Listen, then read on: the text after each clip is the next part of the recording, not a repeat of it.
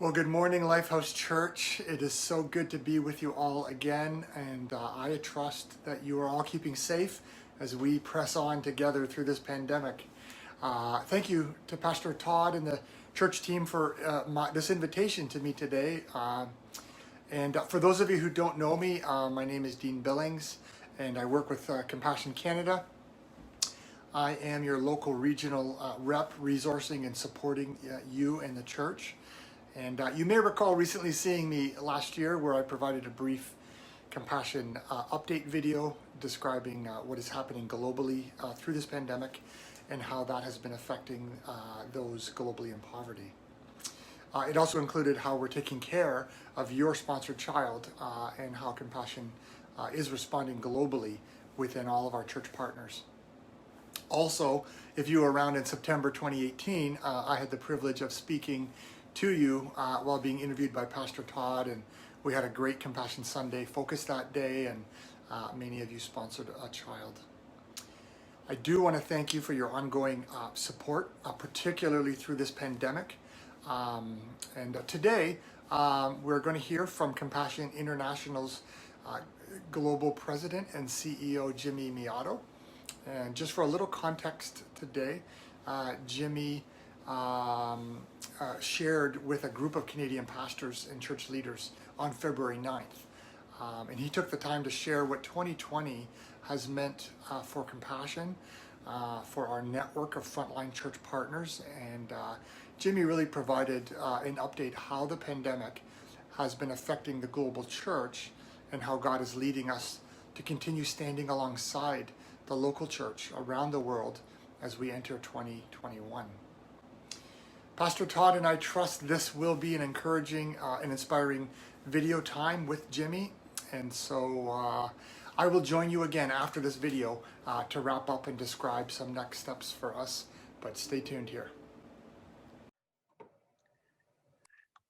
Well, thanks so much, Jeremy and Allison. Thanks for the invite to be able to connect up with Canadian pastors. It's always an honor to meet with church leaders. That's been my calling for many, many years, is to serve you. So it's truly an honor to be with you guys. Thank you for carving out a little bit of your little time out of your busy schedule to be with us. So I just want to give you a little bit of background on myself and why I'm at Compassion. I want to give you a window into what's going on the front lines of ministry to the poor all around the world. So for those of you that are not familiar with me and my background, I was born in El Salvador and grew up in many different countries, mostly in the developing world. My mom grew up in a home that didn't have much money. I'm one generation away from poverty, but her home was full of love. So despite living on dirt floors and just having one toy throughout her entire childhood, it was actually, she was a teenager before she realized she was actually poor and that other families had more than hers. But she was also a very adventuresome soul and found another adventuresome soul in my father, who was an engineer. And if you can believe this, they moved 41 times in 63 years of marriage. They're still both alive. But regardless of where we lived, my mom, because of her background, she always had us involved in the life of the poor. And both my mom and dad had us involved in life of the church, wherever we lived, whatever countries we served in. So for me, coming to Compassion 7 years ago, after the 20 plus years of leading the church equipping ministry at the Willow Creek Association, like Jeremy mentioned, now a Global Leadership Network, coming to Compassion for me was like homecoming. I now get to serve children in communities like those I lived in when I was that age, as a little guy. And I feel that God has called me to serve church leaders, like all of you on this call, to help build a bigger bridge between the well-resourced church and the under-resourced church, both the under-resourced church of my upbringing and the more well-resourced church that I was able to serve through the association. And I feel like that's been God's calling on my life now for many decades. And this year, we all know, I mean, COVID has just had a massive impact on all of our ministries. And it's been a year like no other for sure. And I'm really here only for one reason, and that's to be a voice to the least of these that would never likely find themselves on a call like this one, to tell their story, a story that the news cycle is not covering. They're covering a lot of important things for sure, and we need to talk about those things, but the news cycle is not really talking about the impact of COVID in the global South very much at all. And so I want to tell a little bit of their story. And through it all, through this whole year, I've been so struck by just the knowledge that in when we use the word crisis, the one English word crisis, in the Chinese language, there's two symbols that reflect the one word we use, crisis. And those two symbols are these.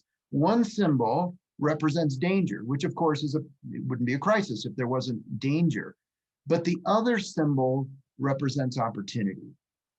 There's danger and opportunity, both reflected in crisis. And so we've tried to live in that space of responding to the clear imminent danger, but also engaging in the opportunity the best that we can. And the dangers are many. The virus is certainly a danger, especially for those already vulnerable populations that Compassion serves. In our Compassion community of our kids and family members, church workers, we've had 9,426 confirmed and suspected cases of the virus, and tragically, 436 deaths. 436 deaths. 8 of those heartbreaking fatalities have been children. But the majority of the loss has been among their parents, caregivers, other family members, brothers, sisters, as well as workers at the churches that we partner with. And all of that, of course, is devastating to the children yet again. And just recently, literally last week, I was told that we had our first Compassion staff member, a staff member in Bolivia named Carmen, who passed from the virus. But beyond the virus itself, there are even more widespread dangers from the secondary and even tertiary effects of the pandemic. We're seeing negative impacts on education as schools are closed and children are simply missing out on a year of education during their most developmental season in life. There are huge setbacks in the standard healthcare system and parents aren't able to seek the normal medical care they would normally have access to, or even getting immunizations of preventable diseases. The supply chain for even a healthcare has been disrupted. So they're not getting vaccinations for measles and yellow fever and other diseases. And then along the way, we're also hearing that there's been a sharp rise in child abuse and exploitation.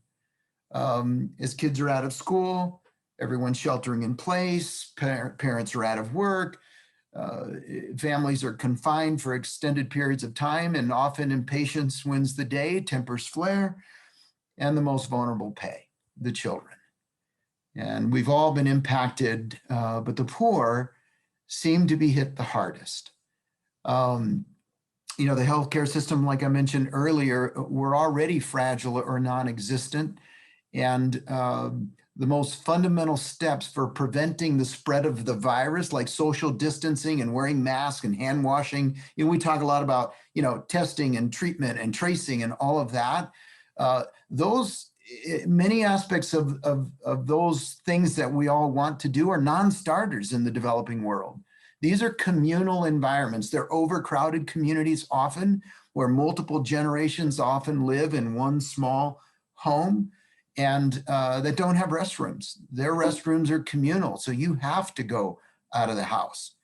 And then the vast majority of those that we serve, these are day laborers who earn enough each day for that day, for the needs of that day. And if you can't go out to work, you can't provide for your family. And they face the terrible, terrible dilemma. Put yourself in their shoes as a parent.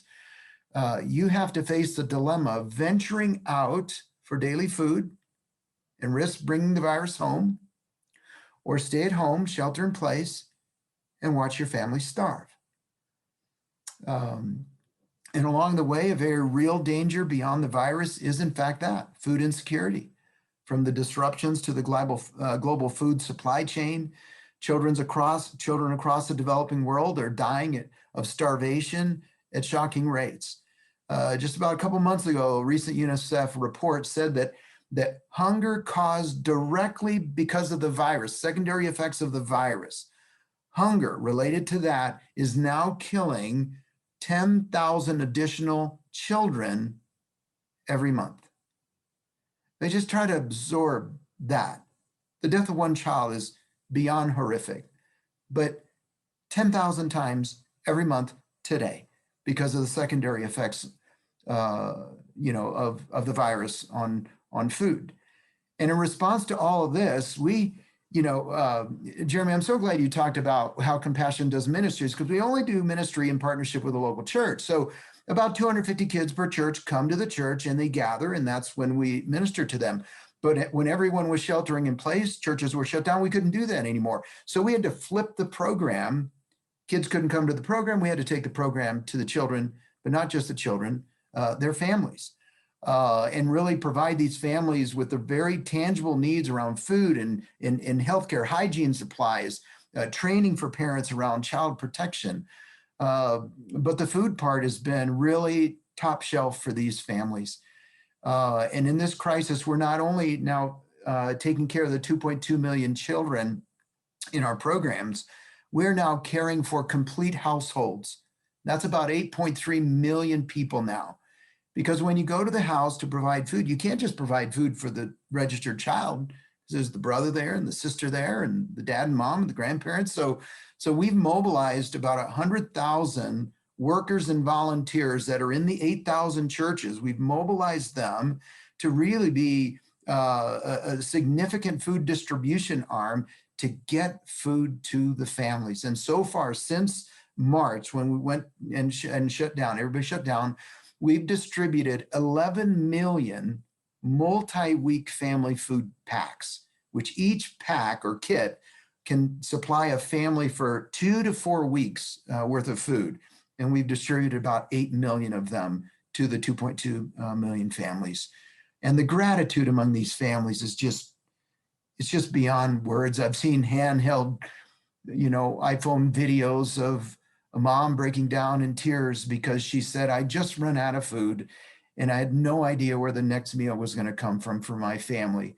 Heard another story from the DR actually, and this little girl was in an alleyway and the church leaders were walking down the alleyway with some food, and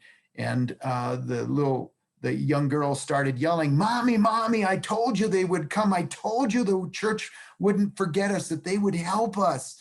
And the mom comes out and there's the church staff coming out there with the bags of food and the food kit to support the family. And here's what I loved about it. Jeremy alluded to this earlier. They didn't thank Compassion. They thanked their local church leaders and they named them by name. Please thank hermano so-and-so. Please thank hermana so-and-so of the church, because this has been life-saving for us. We're the silent partner that gets to put a towel over our arm and serve and love on these churches as they love on the most vulnerable in their community.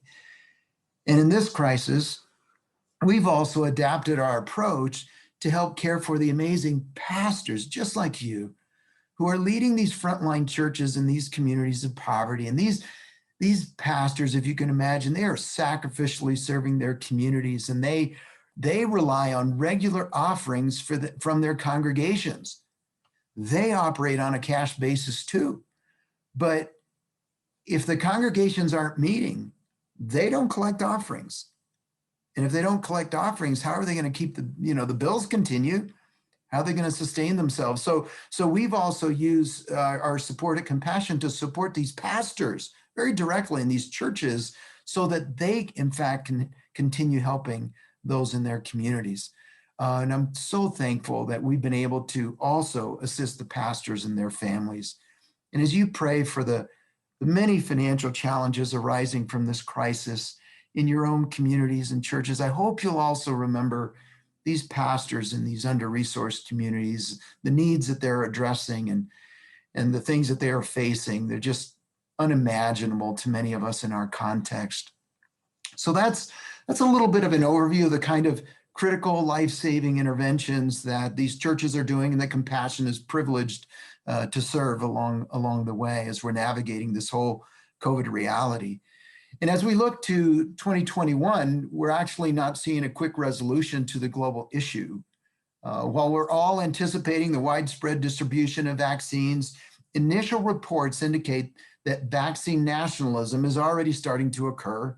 The wealthy nations will get first access to large amounts of an approved reputable vaccine ahead of those under-resourced nations that don't have the means to purchase them. And so I think this is going to be there for years. Now, thankfully, the World Health Organization has an initiative called COVAX.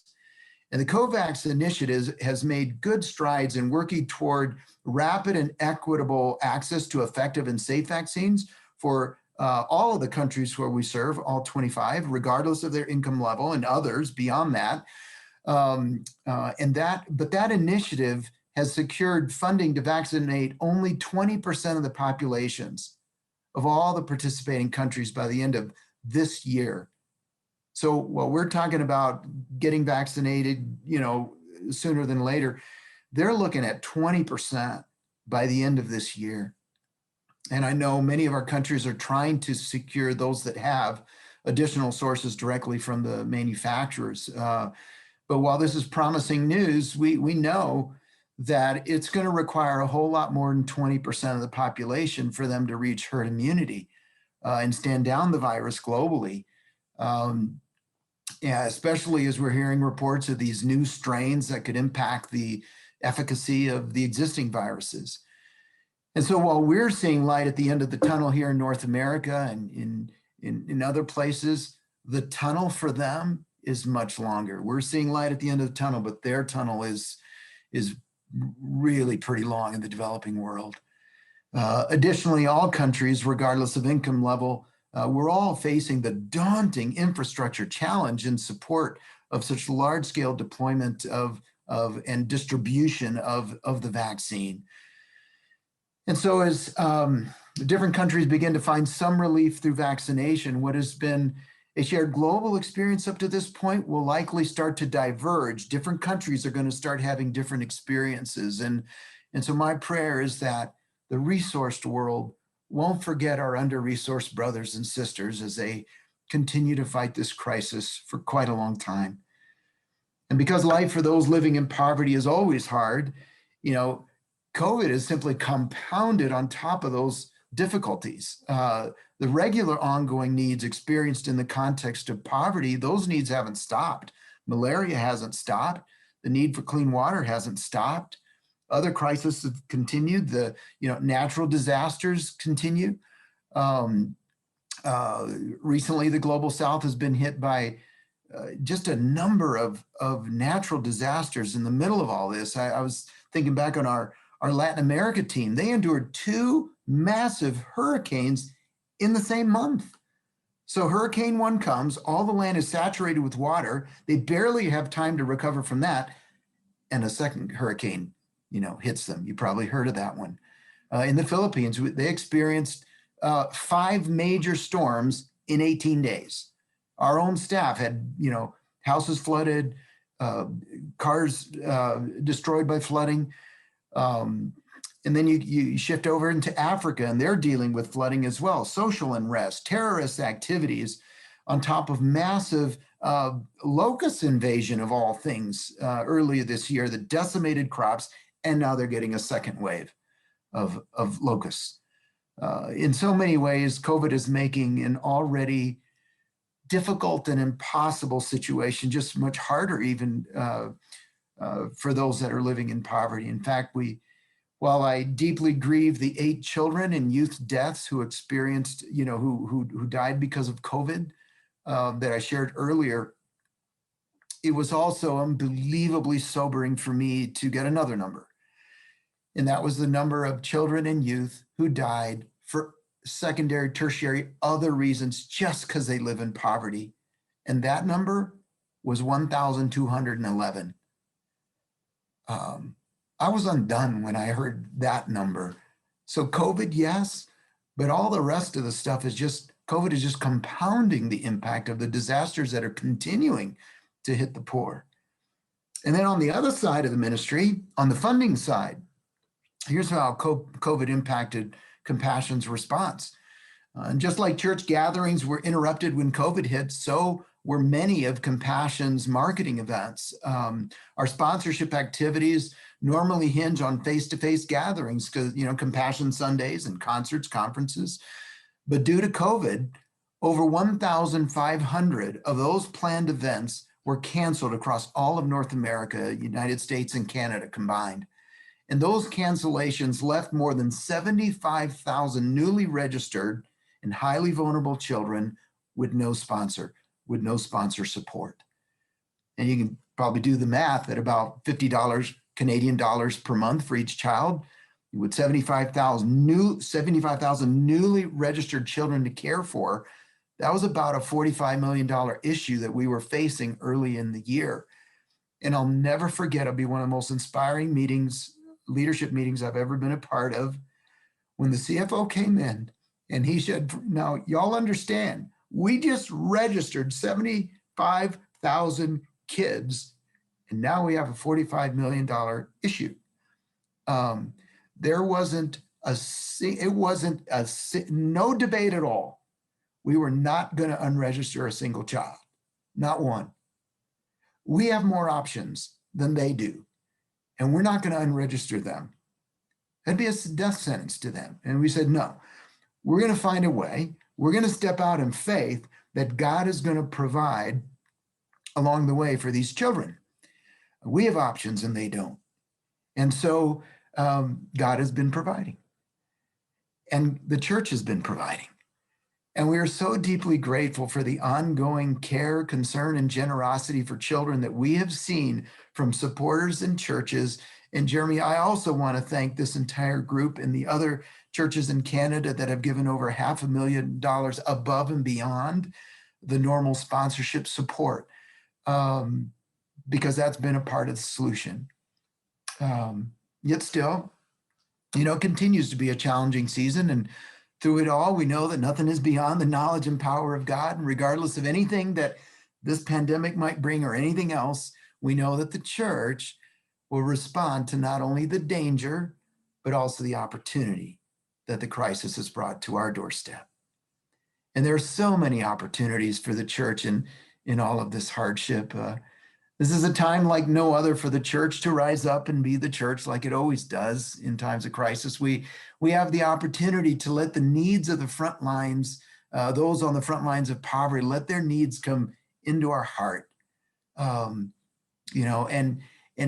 that's what the church does. It starts to mobilize around that need. When we let that need come in our heart, the church starts to mobilize. And that's what the church always does when it's working right, when it's designed biblically to do, what God intended it to do. They're the first responders in times of crisis, locally and globally. They're the ones leading the way. And in fact, our best research shows that there's about 170 million children living in poverty in just the countries where Compassion serves that would qualify for our program. And we're currently reaching just 2.2 million of them, about 1% or so. So there's so much more that we want and need to do, but a more exciting number in all this was a different number, and that number was 184 million. And that's the number of worldwide Jesus followers who we believe would resonate with a ministry like Compassion and engage in fulfilling their calling to serve the poor in partnership with Compassion. So the church itself can meet the need.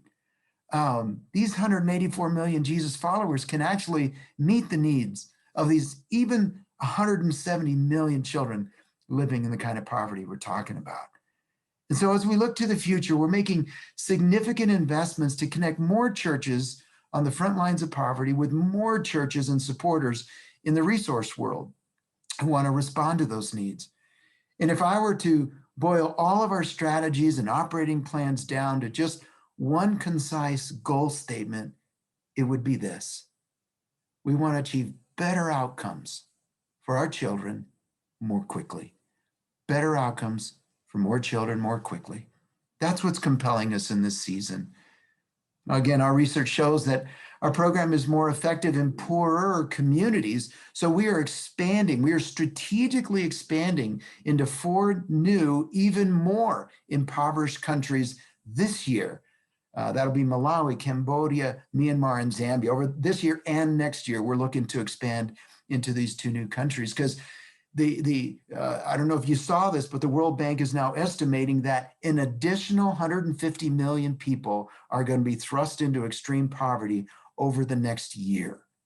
So the need for ministries like Compassion and others is not going down, it's going up. So now's not the time for us to be stumbling around. Now's the time for us to move forward and in strength and meet a growing need. And we want to reach more children more quickly. And here's why. It took Compassion 56 years to be able to serve 1 million children at the same time. Then it took 11 years to reach the ability to serve 2 million children at the same time. Praise God for that. But right now, at 2.2 million children, we're still only serving about that 1% of the need of children who would qualify in the countries where we're active in right now. And you probably don't realize this either, but we say no or not yet to 80% of the churches that want to partner with us in the field to serve children because of lack of funding, because of lack of funding support. We have to say no to 80% of the churches who would love to partner with Compassion to serve their kids because we don't have the funding to say yes. So if God would move in your heart to connect as a church congregation to serve the poor, to help us say yes to more of these amazing churches who are waiting, please let us know because we'd love to partner with you. Well, that's really all I wanted to share today, to give you a window into what's happening on the front lines of poverty around the world, but also encourage you in this heavy season to stay the course, to hear that your work matters, but that your heart matters even more, especially in this time of crisis. Dealing with the danger, but stepping into the opportunity as Jesus leads you.